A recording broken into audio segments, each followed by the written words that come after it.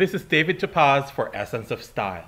In continuation to my designer series, I started last week with the legendary designer Coco Chanel and her beginnings in the world of fashion. The Chanel look she popularized became the universal uniform for all women of style. Her simple cuts and attention to quality and detail became the standard. Women all over the world followed her. When she cut her hair in the 20s, women followed. She became an icon, a trendsetter. She was like a rock star that women of that generation watched and followed. But the beginning of Chanel's success was not just the famous Chanel look, but her venture on the world of perfume. It is the first time in history of Parisian fashion a designer created a perfume using her name.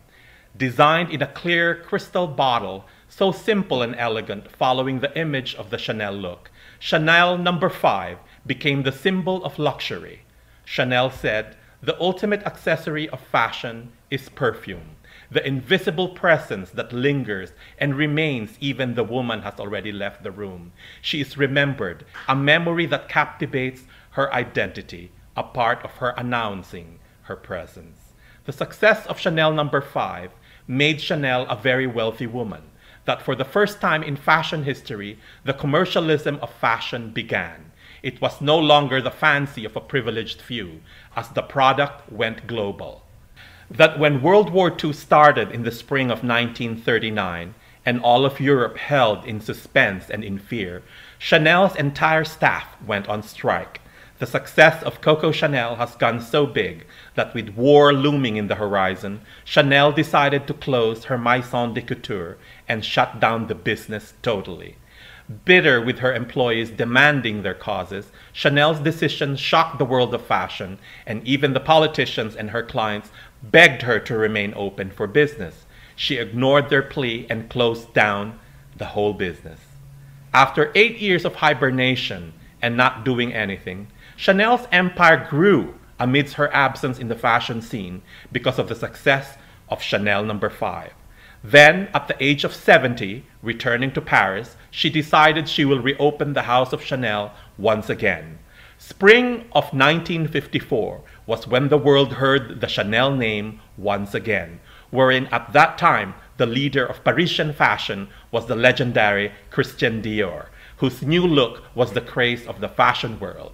Her reopening was simple and quiet, but the response from the fashion press, especially the French press, was horrible.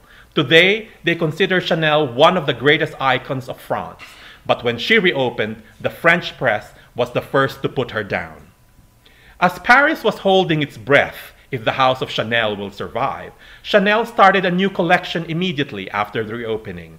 As Paris was checking her progress and still criticizing her efforts, a new client base and support was happening in the United States. Women were buying her suits by the dozen, and she was in every major American publication and the cover of Life magazine, saying, "At 70, Coco Chanel reigns again in the fashion world."